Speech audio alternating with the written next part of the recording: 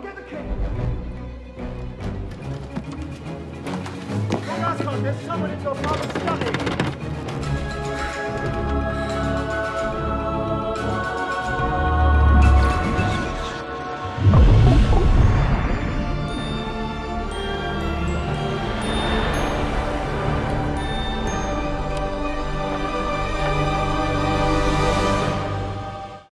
Now we get to the fun part. We talk about the Bitcoin mining hash distribution. So currently, these numbers on this chart are from July of this year. 81% of all new Bitcoins that come into circulation are being mined in China. So that's a lot. Now, this is slowly grown for a number of reasons. But how many people in here have mined Bitcoins before? How many people in here have thought about mining?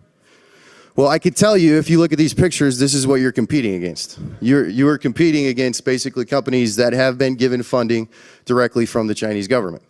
So there is effectively a monopoly of Bitcoin and Bitcoin mining in China as we speak. So what does this really mean?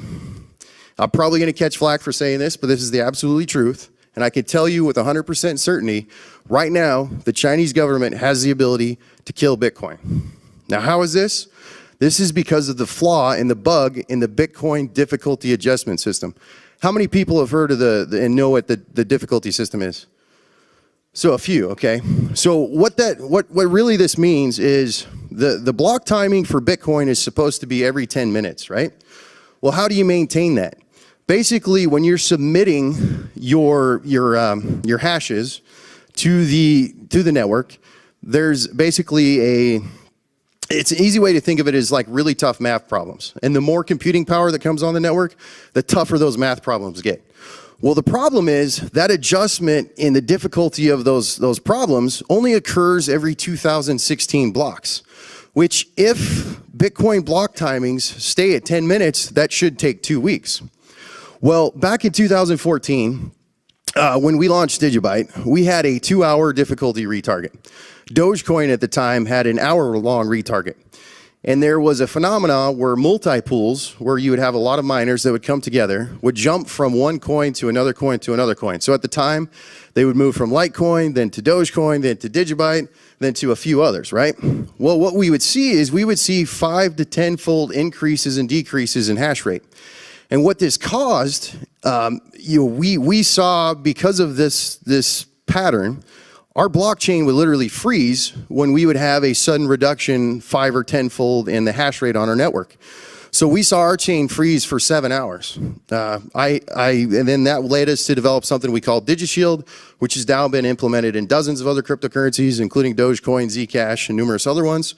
And then we eventually morphed that into what we call multi-shield, which is a real-time difficulty adjustment. I don't want to get too much into it, but the point is, if there was a major power outage, or if the Chinese government came in and shut down all miners in China, you would literally have days, perhaps weeks between blocks, which means that when that next adjustment occurred, it might not occur for a few months. And when that adjustment occurs, it only goes a certain amount.